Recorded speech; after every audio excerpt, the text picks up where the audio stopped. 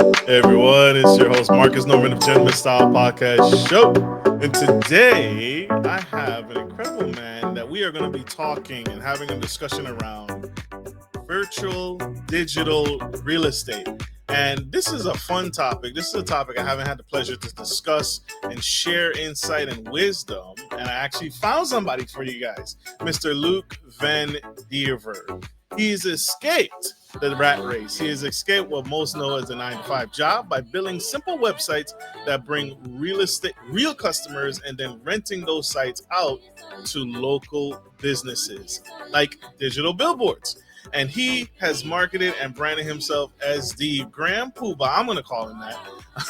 The Grand Poobah of digital real estate, and how he is helping others do the same. So help me welcome to the stage the incredible Mr. Luke.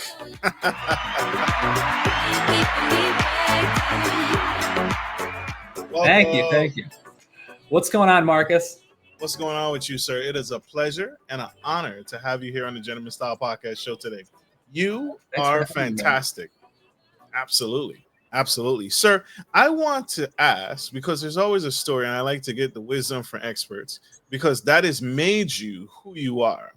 When did you notice that the 9-to-5 was no longer serving you? When did you first notice that you had to do something different? Because what a lot of us are taught is, you get the job, you get the degree, you get the girl, you get the wife, you get the kids, all the things, right? But when did you notice that something had to change in your life? I think very early on in my career. I just graduated school. I did an internship for a little bit in financial stuff, just trying to make money. That wasn't for me. Finally got a job at General Electric in human resources, and I was doing benefits for GE. And I don't think I was into the job very long, maybe 2 months before I realized this is not going to work. I can't do this 9-to-5 stuck at the desk, corporate path for 50 years, 60 years, whatever it is, till retirement. What was it? You were bored out of your mind, or it was a drain suck, no work-life balance? What was it? I just listening to a lot of audiobooks and things, and realizing that society sets up this path and I don't agree with it.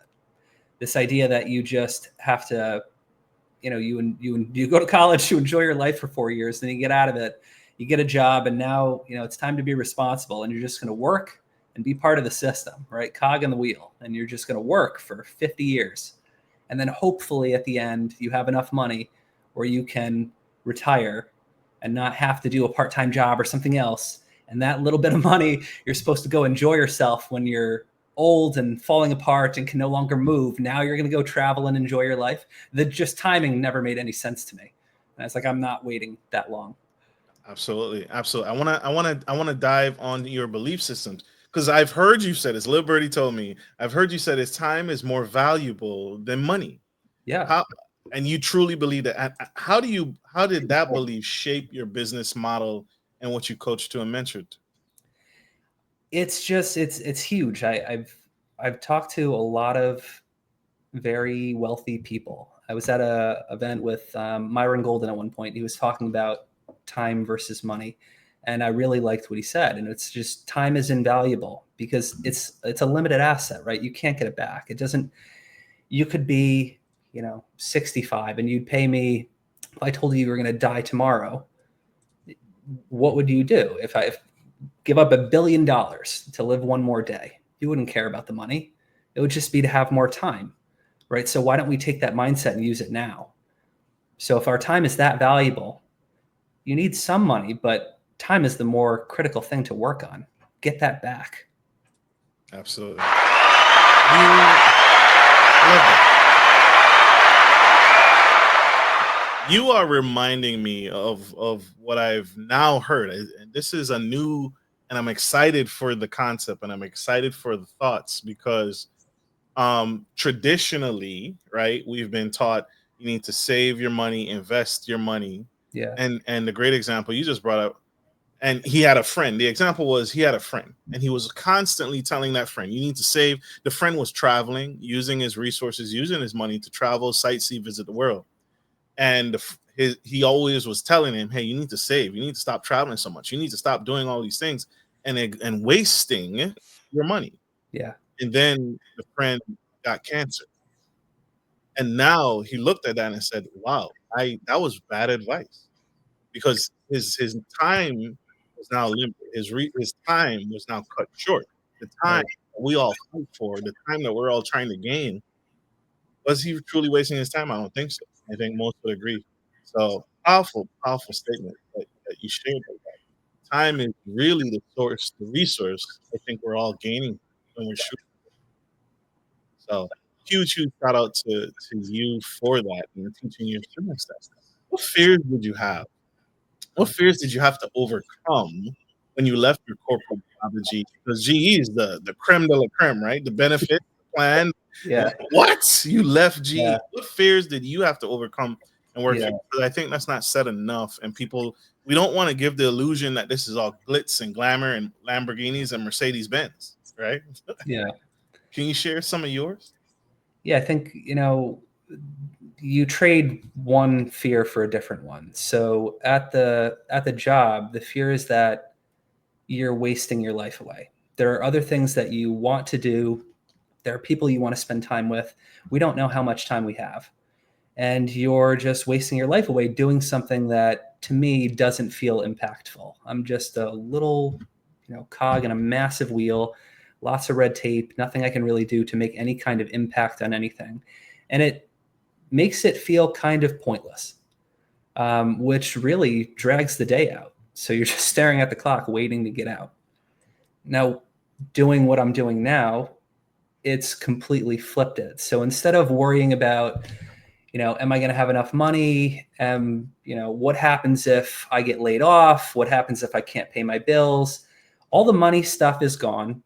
All the stress related to money and any of that is gone. So that's nice. No stress about, what happens with the recession or the next president. None of this stuff matters. It doesn't impact me at all.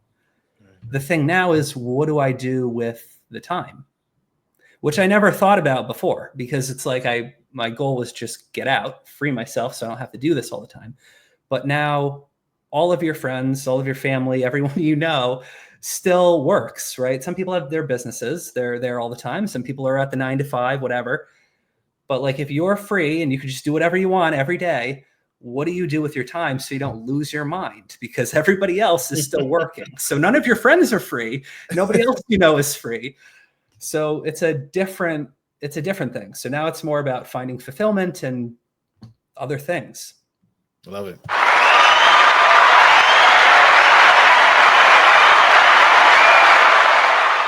Can you share some things that fill you up? How do you find fulfillment?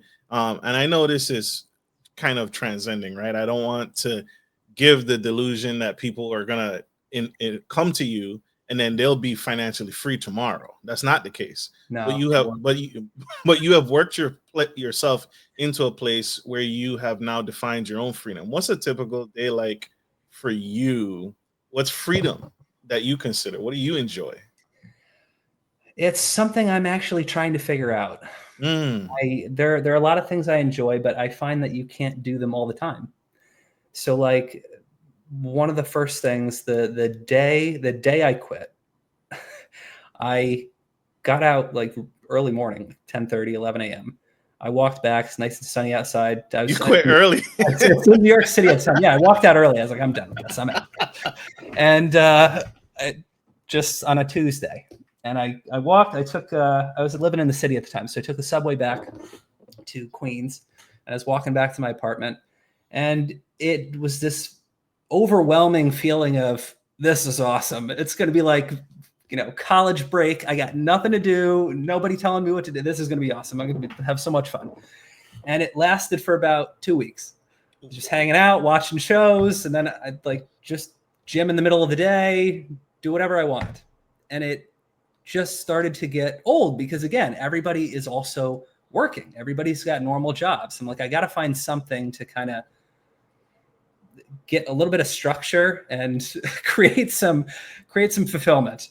So some sports, some traveling, helping other people escape was also really good. So I've worked that into, but I think this is a continuous progress or continuous attempt at trying to keep it going and make it more fulfilling. Absolutely. Absolutely. I love that. And thank you. Thank you. I know you had to feel your way through that.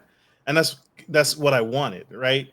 Because transitioning from 9 to 5, your day is structured, right? They tell Yeah. you when to go to lunch. They tell you when to come in. They tell you when you can eat. They tell you when you can take breaks. They can tell you when you can take a smoke break. And they can tell you when to go see your kids. They can tell you when to take vacation. They can tell it's all structured, right? Yeah. And so you are now fully responsible for your life. And like you said, Right. you realize, okay, I can go to the gym only so many times a day, right? Before I Yeah. okay, I'm sore and I can't go to the gym anymore. You can go to your favorite coffee shop, but you find that you need to you are now sole proprietor of your life and your Right. day, and you need to make up your day. How early do you get up? How early do you start your day now versus back then? This is my favorite part. This is my favorite part. I'm going to get a lot of crap for this one, but I just wake up when I wake up. I used to have an alarm, to go to work, and that thing would always go off at like 6:00. And I hated that because I'm just not a morning person. And when that alarm goes off, it's like it gives me like a mini heart attack and like shocks me out of bed, and I like fall out of bed. Like I've literally fallen out of the bed before from having that too close to me. I'm like, oh my God. Heart attack. Not having that, I literally had a physical alarm too. I wasn't using my phone. So I actually had the cool experience of taking the alarm and throwing the physical alarm in the trash. Just like that. And I've never used one since. So the only thing that's getting me out of bed, earlier than whenever I wake up is just golf or skiing. That's about it. I love it. Maybe, and that's exciting. That's a lot more exciting than getting up and jumping out of bed and having a heart attack for your job. Right? Yeah. Seriously. Imagine calling your employer and saying, hey, I can't come into that. I had a stroke because I was trying to rush to get to you. I'm telling you. Huge.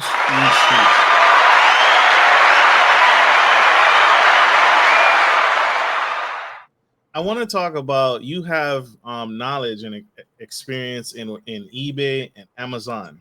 Yeah. How did that reshape your understanding of what passive income really means to you today?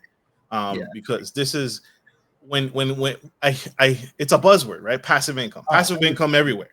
Yeah. But you have learned, and that's what we're here today for. We need to learn from you. How did that reshape your mindset and how you view true passive income? Yeah. So you're right. It's one of those buzzwords that everybody uses. So everything's a passive income opportunity, but I found out the hard way that there aren't very many passive income opportunities. I set a goal. I learned later that it wasn't correct, but I had a goal in my mind of $100,000. My job at the time was 45 grand. I got a raise to 46.2, and I was like, woo, yeah, that means nothing. Didn't even pay for the gas for the year. So I had this goal in my mind of $100,000, and I was like, oh, if I just get this, that's going to solve all the issues and whatever. I won't need a job anymore. And I go after this number, this arbitrary number I have in my head. I think it was just 6 figures was a big thing at the time. And I started with MLM, and then I went to eBay and Amazon and selling on there. And I tried to build an ad agency. I did all these different things. And one thing after another, they just created different amounts of income, but I still had to give up all my time. I'm still working a ton. Like the eBay and Amazon thing, I was buying truckloads of liquidation products. So like, for context, when you go return, products to like Walmart, Target, Bed Bath & Beyond, these places, unless they're brand new, they're not going back on the shelves. They'll liquidate these products at a fraction of the cost and write it off for taxes. So they'll sell it to other companies who then sell it to smaller companies who sell it to smaller companies and so forth.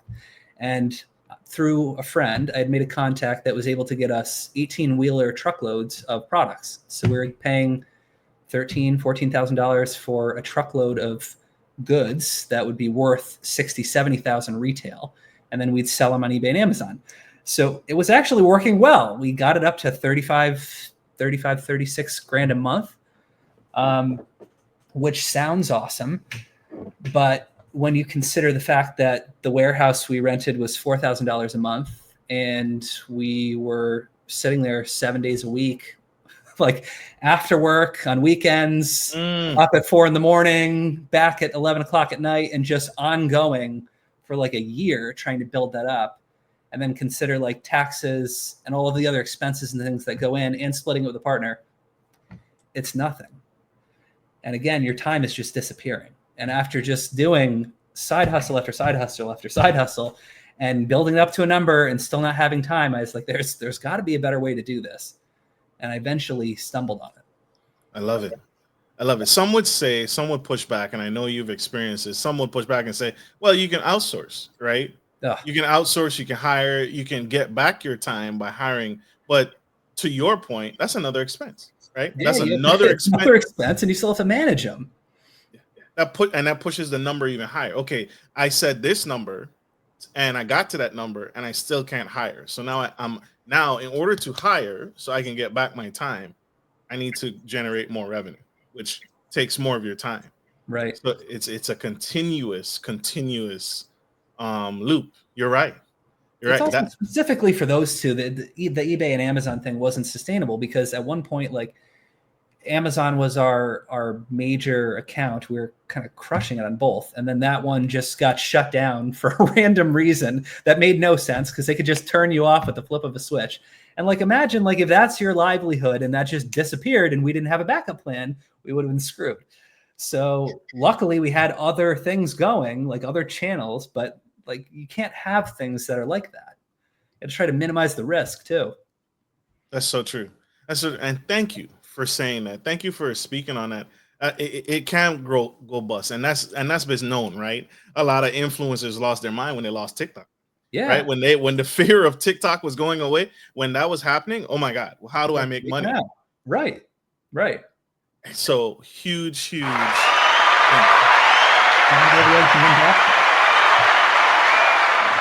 I'm sorry, say that again.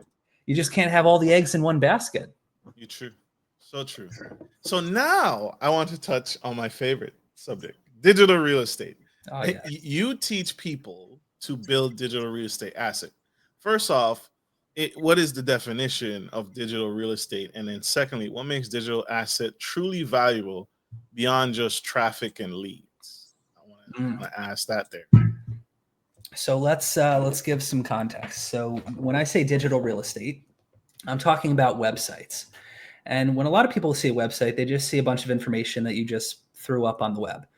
But it's just a digital business card. It's a digital version of that business that can attract in customers organically that are searching on search engines like Google. So, there's millions and millions of businesses that are out there. They have no idea what they're doing with marketing. They're paying thousands of dollars a month to companies like HomeAdvisor and Thumbtack for leads, right? For people that need help because they don't know how to do it themselves. They're trying to figure it out and learn it, but they don't have enough time away from their business to do it. So they can't quite get it done.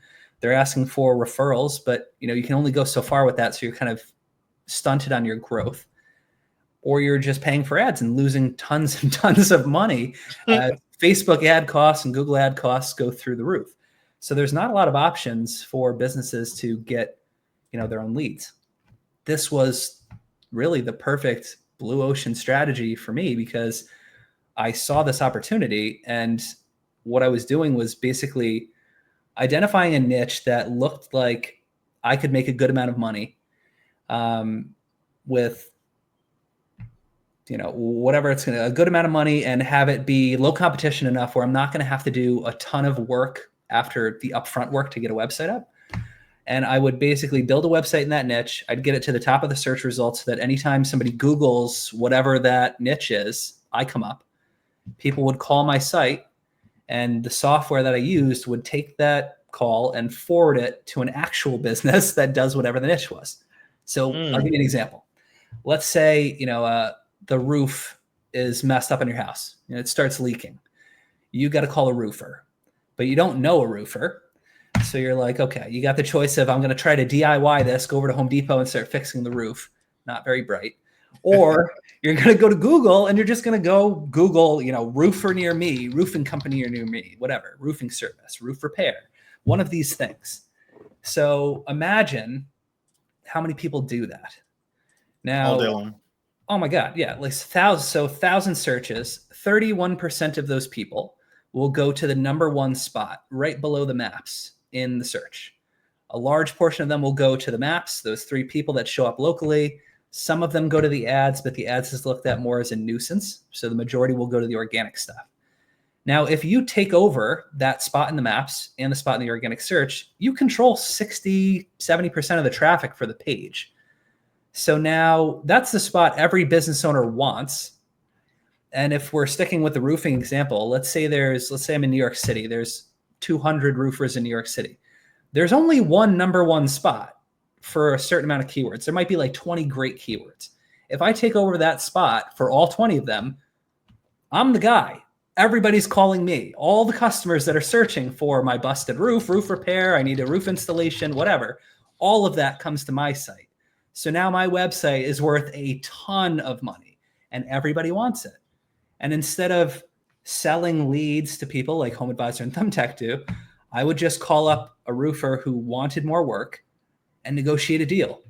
Pay me X amount of dollars a month, flat fee, and I'll send you every customer that comes in automatically every month. And as long as you keep paying me, I have this spot reserved. So I will rent you the internet. I'll rent you this website and I'll just send you all the leads as long as you keep paying.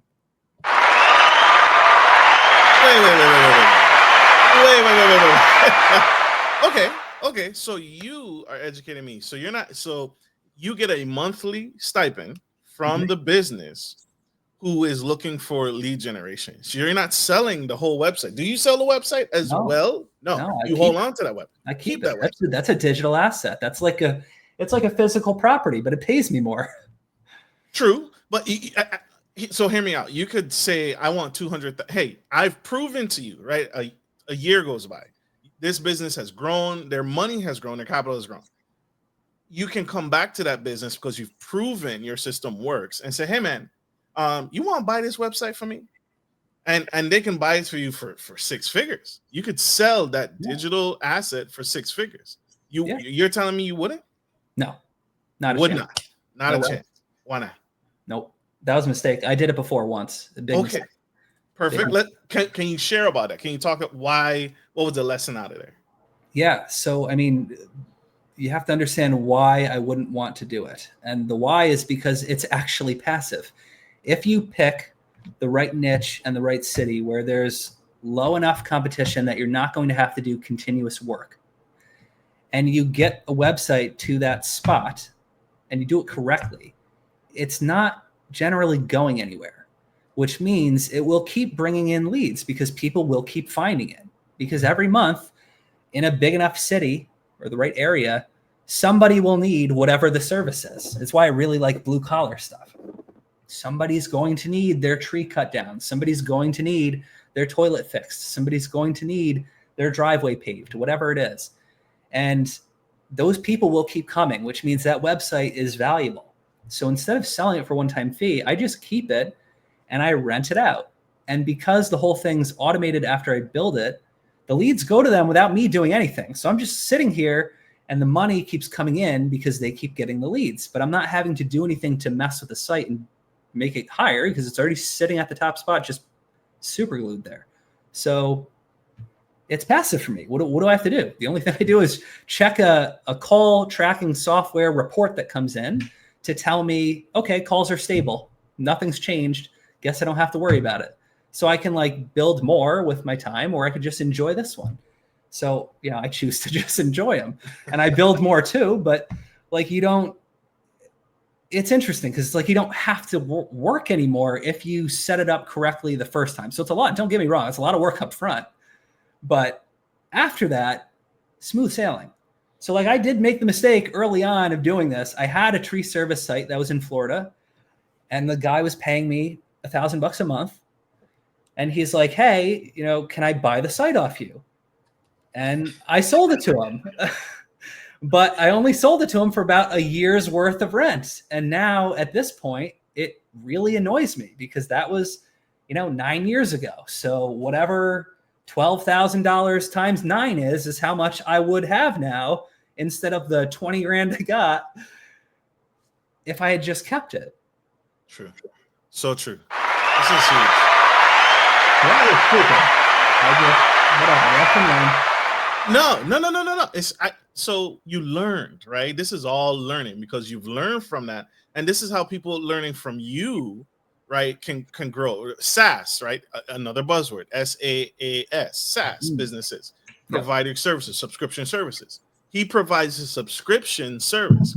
This is something my partner and I are considering for our business, right? Offering a subscription model where people pay and they get value from continuous, but the income keeps coming in month after month, or however you set it up, if it's week after Yeah. week or day after day. So you are speaking and you're teaching me, right? You're teaching. I think, and I feel like a lot of businesses have now realized, oh my God, gymnasiums, gym memberships have been doing this for decades, right? How many Yeah. people go to the gym on the first of the month versus the middle of the year, right? The first of the year versus the middle of the year, but yet they keep paying that subscription fee, that subscription model. The business may not be even accepting new leads. He may not even have the coverage to cover those leads, but he's not going to turn off the funnel. He's not going to turn off that source of revenue for him No. because people are still calling him, regardless of whether he can meet the demand or not. Why Yeah. would you turn it off? Yeah. So It'll he's go straight to their competitor too. If they turn it off, or they're not going to pay me. I'm going to go straight to their next top guy. So this is huge. I want to talk about the workup, right? I want, because the money, there's value here already without talking about price. What is the workup time period of when it takes you to build up? Because you said there's a lot of work up front Yeah. that has to be done. So what's that time period? Is it 6 weeks, 3 weeks, a month? Before the website is built out, it's ranking high. Yeah. And what's that workup look like? Average timeline is around 90 days. Okay. It's going to range pretty drastically based on what you pick, though. So, like, depending on the level of competition and the size, the population size of the city that you're going after, it could go, 4 or 5 months. Or if you pick something really easy, it could be a few weeks. I mean, I've seen websites where we put it up and it's already number one in 3 weeks because there's zero competition. All I had to do is put up a site and it's already number one. Now, that doesn't happen very often, but it does happen, which is cool. But no, I mean, typical timeline, a little over 90 days. Absolutely. What's a niche that surprised you? Was it the landscaping, roofing? What was a niche that surprised you on how well it performed or how it challenged your assumptions? Like, oh, this is going to take me, this is going to take me 5 months. And then it was like, boom. It really grew into something insane. I try not to have any assumptions coming in and just kind of follow the criteria, but it wasn't even one of mine this time. It was one of my coaching clients. He put up a site for shed building, and he came in. He's a business owner. He wanted to learn, local SEO and things for himself to help his own company out, in addition to building passive income, which is cool. And I was like, yeah, man, we teach him how to do this. He helps his own business. He builds a site for sheds. The site's maybe, 7 pages. It's not even a ton of stuff, a lot of content on it, but 7 pages, homepage, some service pages, about, and a contact. And he gets that website to the top pretty quickly, around that 90-day mark. And now he's got a bunch of people calling in, hey, I need a shed built, construct a new one for me, whatever. He reaches out to some of the local companies in the area, and they're just not feeling it. There's some local companies, but they're not really wanting to grow. They're the type of business owner that kind of is like happy where they are. That's not the kind we want. We want the people that are like, absolutely, let's do this, let's grow. Like, I don't want the person who's like, oh yeah, I'm good, because then they're not going to do anything with the customers.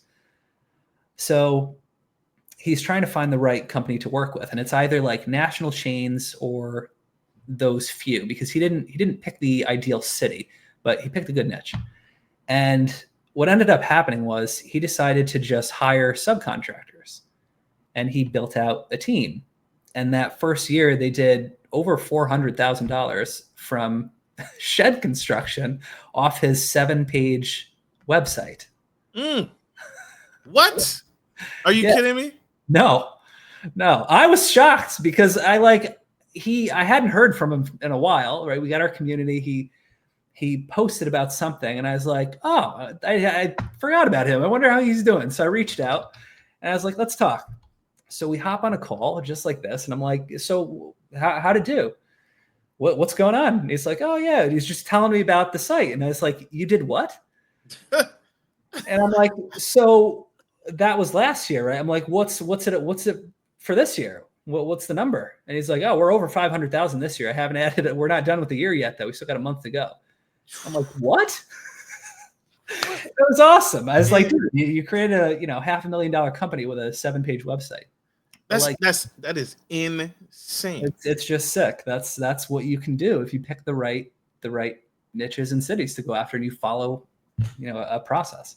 So help me understand this a little bit more. Are they coming to you with an already bought or purchased website, or are you finding the niche website and then building it up from there? Which one is it?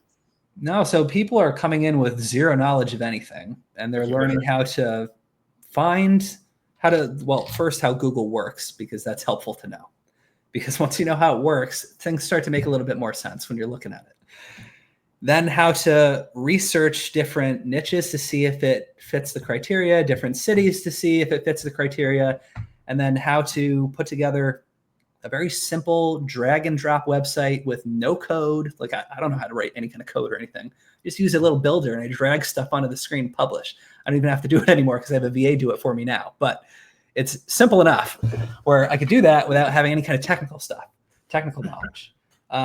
Basically, take all that information, synthesize it all, throw it on a site, publish it, move that website up to the top of Google, and then talk to business owners. What do I say to them to get them to want to make a deal with me so I can rent my site out to them and have, recurring residual income coming in?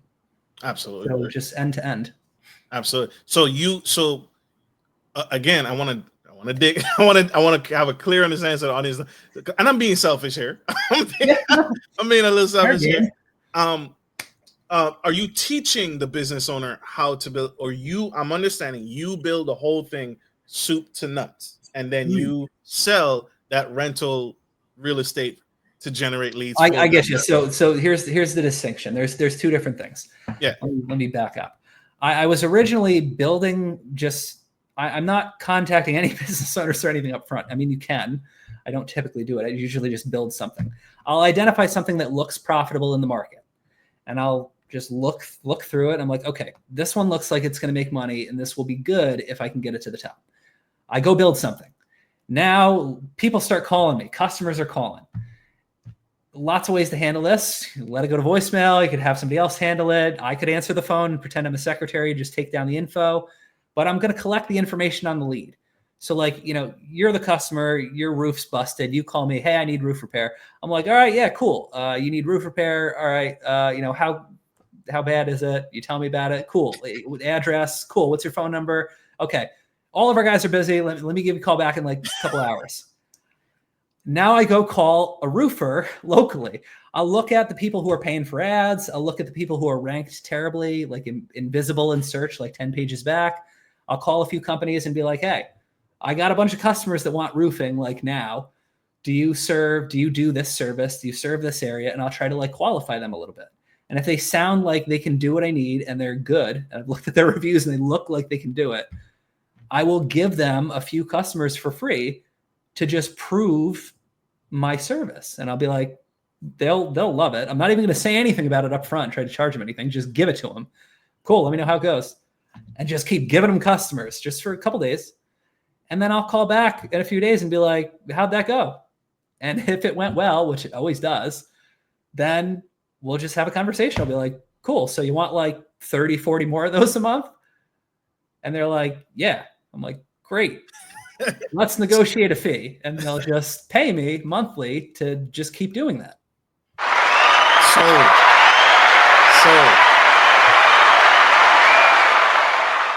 So 2 questions. This is for the audience, and then the second one is for me. What's more important to you in you've been doing this for quite some time? What's more important, SEO mastery or understanding the human mind and the human behavior? What have you found to be more valuable in this space? Probably human behavior. Really? Yeah, I think the SEO thing is critical because you're not going to get the website to produce any leads without it. But the understanding people, and I think the way that I've been doing the selling is what makes it different. Because if you picture a normal marketing company, like I'm sure you've heard pitches before, right? I get emails all the time because I have all these things that look like businesses.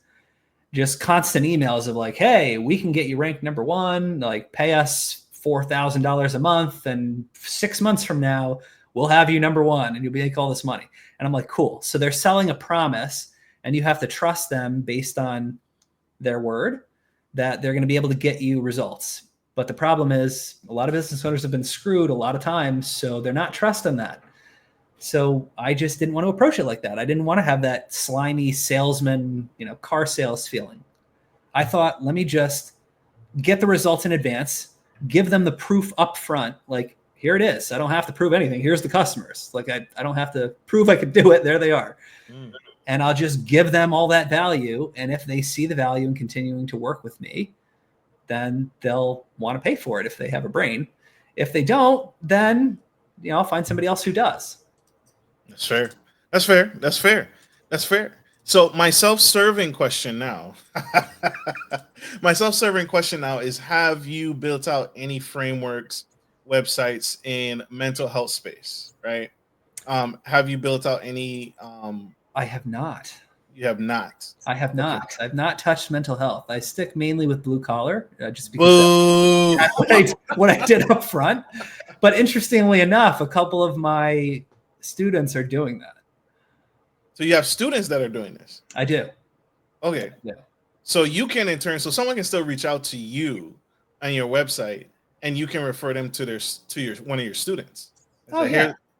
So powerful. So you're teaching what you do? Yeah. So like I kind of fell into this backwards. This wasn't the goal. The original goal was to kill the job. So I killed the job. Absolutely. And then I've got these digital assets that are rented out, all these websites that are paying me more than the stupid rental properties I have. And I'm like, I might as well just keep building these websites. They don't cost that much and they keep paying. I'm like, this is great. But some of my friends and some of my ex-clients, when I had an agency prior to this, one of my other side hustles, just kind of followed this along as I'm just, continuous evolution of doing this. And they're just like, dude, can you just like teach me how to do this?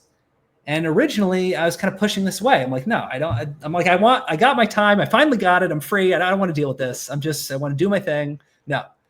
And they just keep asking me like, dude, come on, just show me how to do this. I'm like, all right, fine. I can try. So I started doing some just one-on-one coaching, see if I could help people. And they got good results. And I was like, okay, well, I mean, it's kind of cool getting paid for something that I do all the time and I'm already good at. I'm like, why not add on more? And I'm like, it'll give me something to do. I'm like, and it felt good helping them. So I'm like, there's some fulfillment. So I'm like, this hits multiple things. This checks off some boxes for me. I'm like, I like this. It doesn't make nearly as much as me just doing the rentals. So I continue doing that. But I'm like, whatever, I can make a little bit extra helping people do this. So I was doing that for a while, and then people start finding out about it.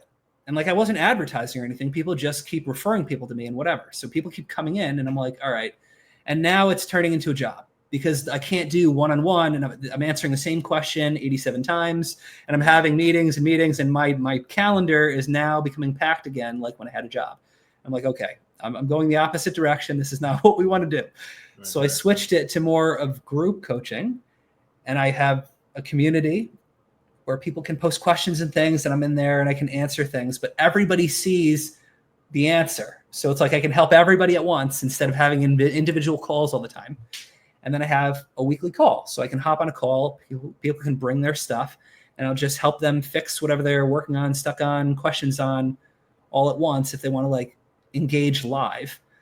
And that was kind of the ticket to make that work where it doesn't take up my time like a job, but it still allows me to make money, do something that make more money doing something I like, and still help people. So I'm like, okay, triple win. Yeah, absolutely.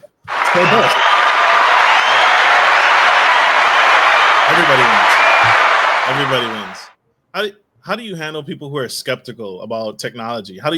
Did you ever have a business owner when you had those surplus of leads and you were going to send them the few free leads to get started?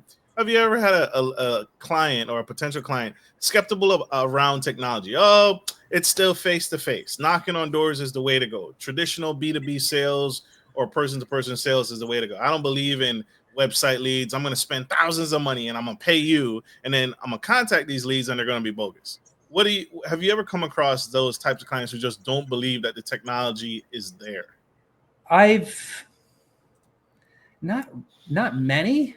Yeah. Only a few that I can even remember, because I don't go and just pick anyone. I'm pretty specific about who I'm choosing. I know that the business owner that will get the most out of this and is going to just really run with it is that person who already believes in investing in their business. So, Paul Pennypincher is not going to pay me $1,500 to generate leads for him. But the guy who's already spending $1,000 on Google Ads, or the guy who's spending $20,000 a month on Thumbtack, or the dude who's got a plumbing company and he's advertising on Groupon, and instead of paying their $150 service fee, he's offering a $30 discount and like massively undercharging just to try to lose money up front to get customers in the door that will hopefully do something long term. Those people can all have a tremendous benefit from this. So I just need to be able to prove it to them.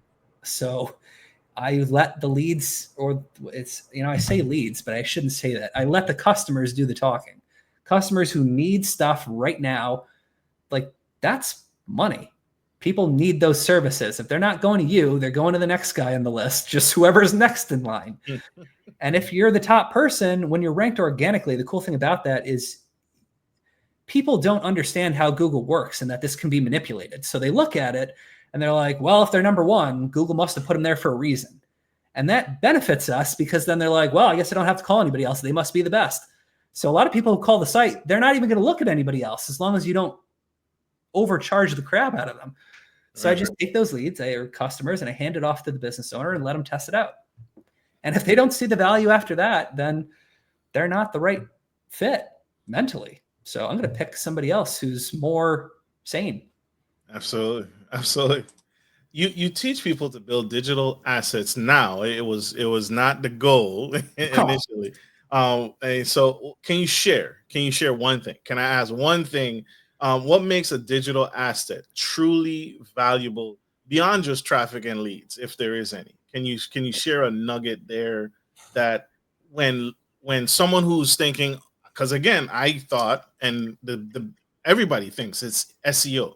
Yeah. And Google, and you said you kind of set it and forget it. You get it to the top of the Google Analytics, but the algorithm is changing. Right. So there has to be more substance, and there's science behind this. What makes a digital asset truly valuable, do you think, in your experience, in your years of experience now?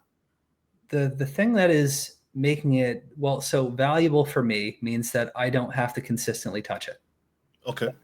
The most valuable asset, if I define it that way, the passive asset, is my only goal. And for that, it needs to hit certain criteria. The population size needs to be, somewhere in a range that's not crazy. So 50,000 to say 400,000, somewhere in there. Okay. I want the niche to be something that's valuable enough where if I generate 20, 30 leads a month, I can get 1,000, 2,000, 2,500, $3,000 a month in a rental fee. So if I did men's haircuts and I was generating leads for that, how many men's haircuts do I need to generate to provide any kind of value to the business owner? If I want to make $1,000 a month and say I charge them 10%, I got to generate $10,000 in men's haircuts? I'm going to be so much work. It doesn't make any sense. So you got to find something that's valuable. So I want a high ticket service. I want something where the market also looks like it's got a lot of kind of mom and pop websites that haven't been touched, super outdated. The map section looks like the businesses have no reviews. The businesses are really not paying attention. And when I find that, I know that's going to be great when I get it to the top, because it's not going to move. Because if I do everything correctly, or even only a portion of it correctly, they're doing nothing correctly. So I'm automatically ahead. And they're just not going to catch up because they don't know. They just don't know. You don't know what you don't know. That's fair. That's fair. You sound like you're gonna put a lot of marketing agencies out of business.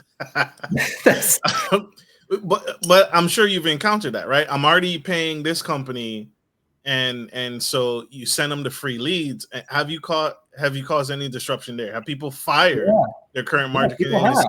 I had one of my favorite ones. It was concrete leveling, which, interesting one.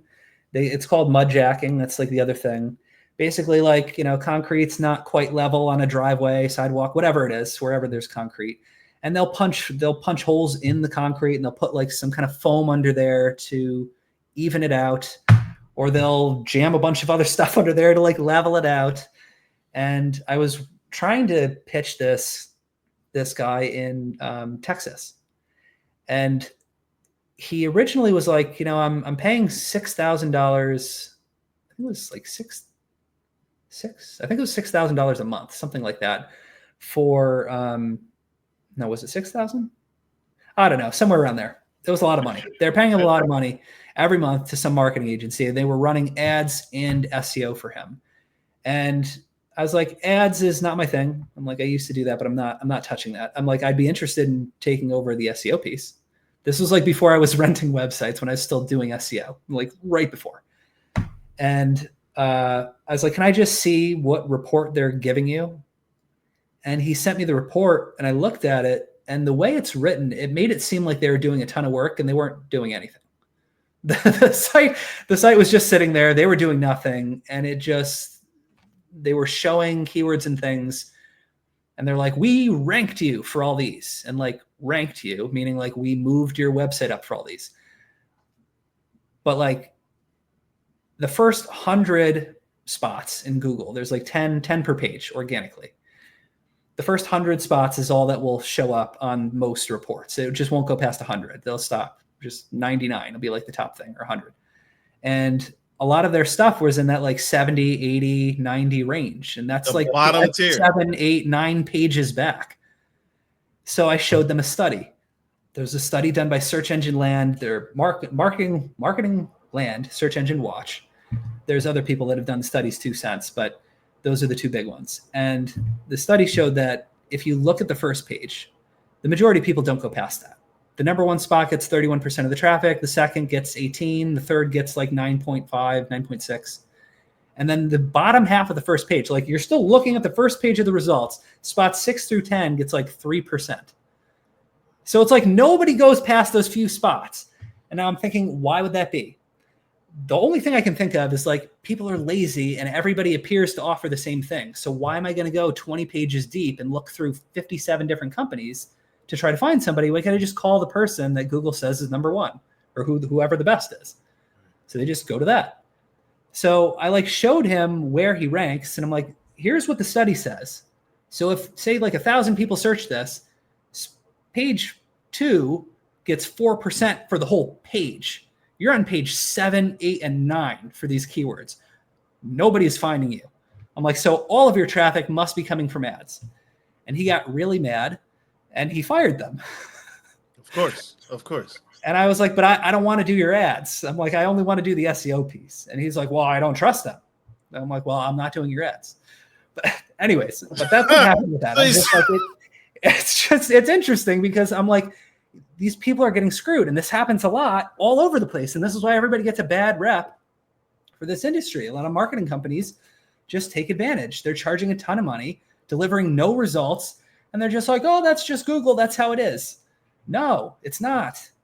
No. And it's hurting all the business owners.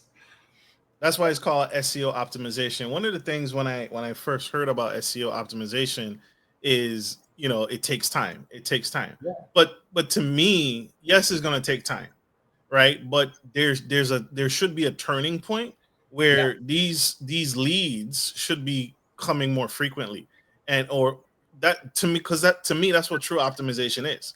You're not just kind of, and I wanted to address that. It's not kind of just set it and forget it.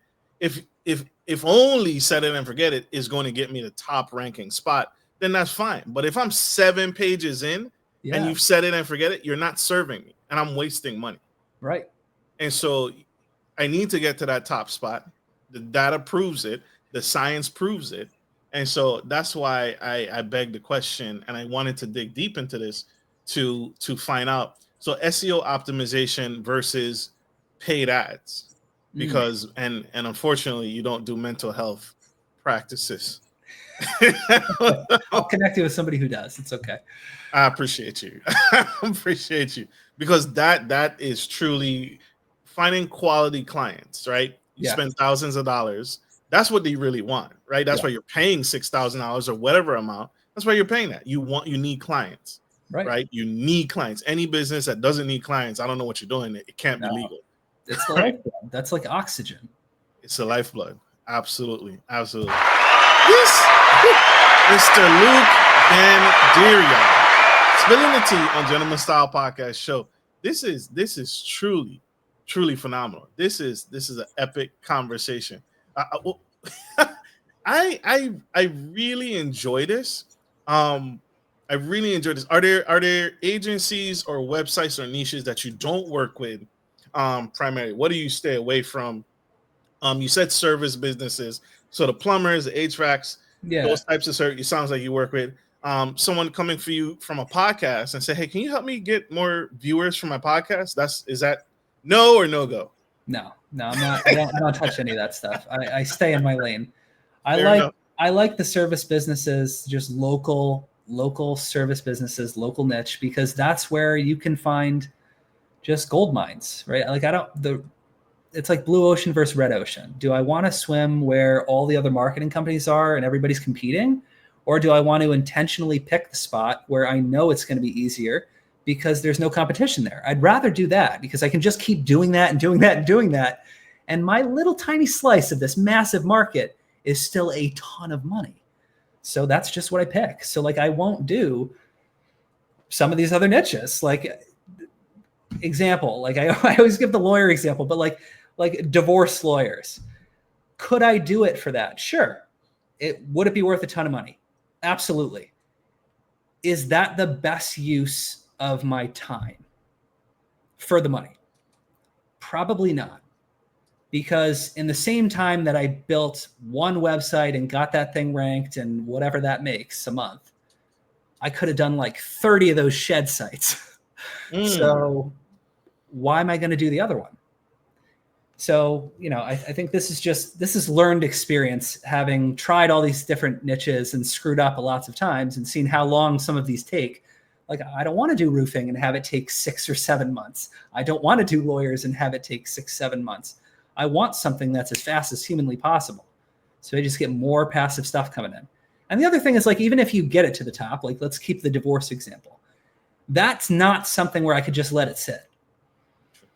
Like, I have sites that I don't touch and they just keep paying me. But like that one, if that gets to the top, it'll be there for a week.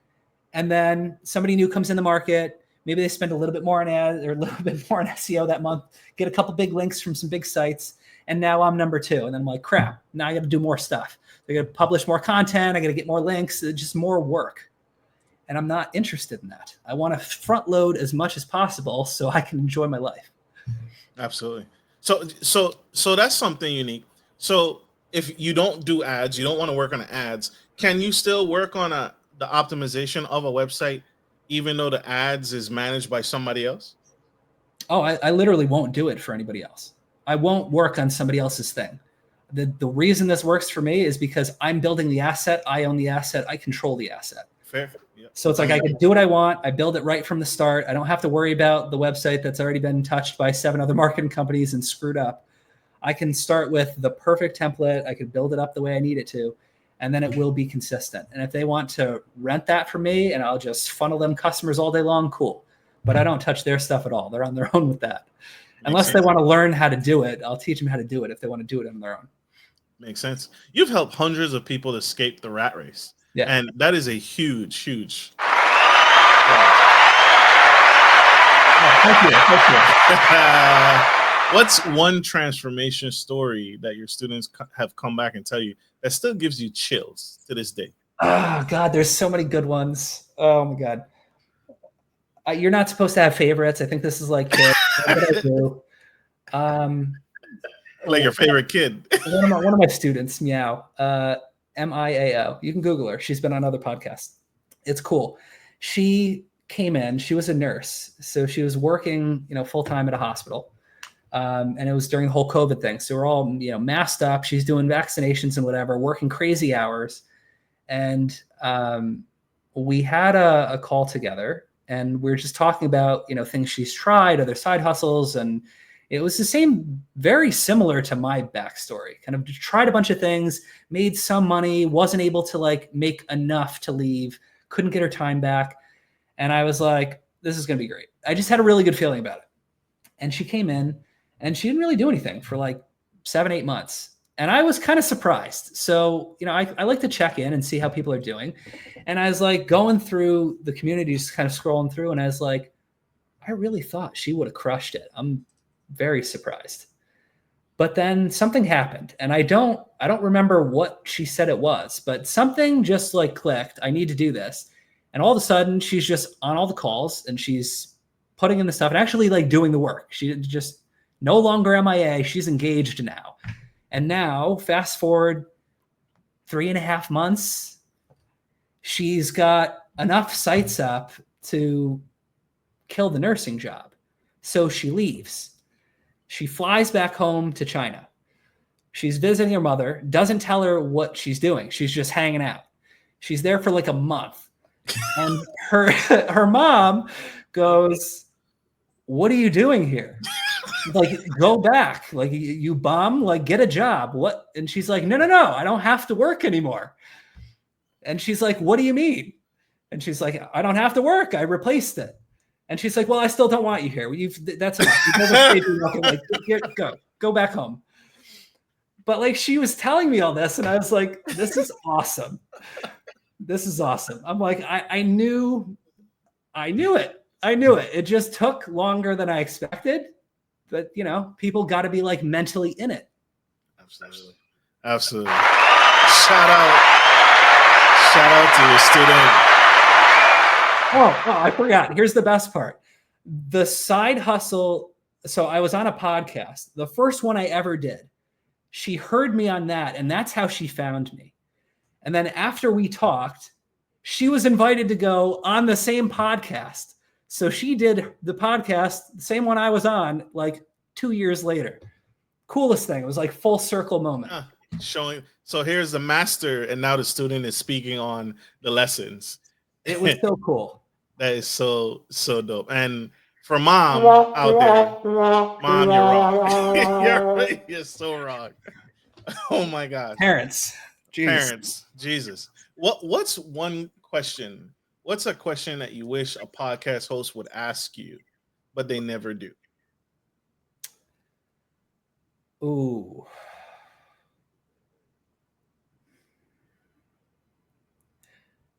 What is the mindset approach to finding the right model for you? I think that's the one. Absolutely. What is the mindset that is needed? What is the mindset that is needed for the right website? For the right business model, I think, because different things are good for different people. And I think I never understood this up front, but it was identifying what you want the end goal to be and then kind of working backwards to find the right thing. So like originally it was just money. That's all I could think about because I didn't have context of all the years of experience. So I just pursued that, and everything was about what can I make the most money the quickest. And that leads to a lot of things like MLM and stuff like that, get rich quick stuff. But after learning that time was the most valuable asset, then looking through that lens, there's a million business models where you can make money. But how many of them can you say that you can create something and then not have to give up your time once it's created and it will continue to pay you? that's how I ended up doing what I'm doing, because I don't see anything else. But then in addition, the other mindset piece is when you're trying all those side hustles like I was, you have all of these other people in your life. You don't know anybody that is there. You don't have anybody that's successful. Like, I'm looking around, there's people that are successful by typical society standards. Maybe they have a high paying job, they run a business, whatever. But I don't know anybody that was free. And like, you see people online, but you don't really know them. I don't have a connection with any of them. So you're just looking around, and it is hard to try to like keep your mindset strong when everybody's telling you like, oh no, dude, just keep your job, it's safer. Or like, no, that sucks. That thing, MLM, that doesn't work. Just constant negativity and not supporting you on what you're trying to do, not believing that you can do it, all that stuff, just constantly hitting you all the time. So you have to like decide first, backtrack to what model is going to work for you, and then go all in on it. And whatever anybody else says, you just completely ignore that. Like, when I quit my job, I didn't tell my parents for 8 months. I didn't know when I was going to tell them. This was going to be one of those things where eventually they'd find out, and they just kind of found out randomly. And I was like, okay. And I admitted it, but I never told them because I was going to get that. I knew that I was going to get the negative reaction, and I knew that it was going to be like, oh, this isn't safe, and like all the worry and whatever. And I'm like, I just don't want to deal with it. Yeah. So I literally walked away and just never said a word. Wow. But then they eventually noticed, because I was always answering the phone in the middle of the day or off doing something. They're like, how are you not working? Mm-hmm. The mindset blown. If you could go back and tell, how old are you now? Oh, forgive me. I'm 37. If you could go back to your 20-year-old self and give yourself some sound advice, 20. What would you tell yourself? What's 20? 20 is junior year of college. Yeah. Oh my God. This is a completely different person. I don't even know what to say. Start listening to audiobooks and investing in yourself. I think that's the thing. Invest in your education outside of just traditional education, because our normal society education in college, I'm not saying it's a bad thing. I think it was still valuable for other reasons, but it teaches you how to be a good employee, not to think free and be a business owner, make money. This is incredible. This was an incredible conversation. Oh my gosh. Mr. Luke, y'all, this is incredible. This is dope. I love this. This is why I do these interviews. And I'm so glad when Mr. Luke said yes. Mr. Luke, you have left so many nuggets. You've shared so many tips and strategies and mindsets. How can people connect with you? How can people learn more? Because the train has left the station, but it's not too late for them to hop on board. How can people learn more? Yeah. So, I mean, you see my name on the screen. My Instagram's just at Luke Vanderveer. My Facebook is facebook.com/website rental coach. Or you can find me on my site. It's just website rentalcoaching.com. Absolutely. Connect. This man is absolutely phenomenal. And we got to let him go, y'all. We, unfortunately, are out of time. Yeah. But I hope this message was informational. I hope this was insightful. And I hope this helps you take your business, your company, your brand to the next level. Like we end every show, take care of your friends, take care of your family, and always, always take care of business. This is Marcus, your favorite gentleman, and the incredible Mr. Luke Veer, signing off. Love you guys. Bye.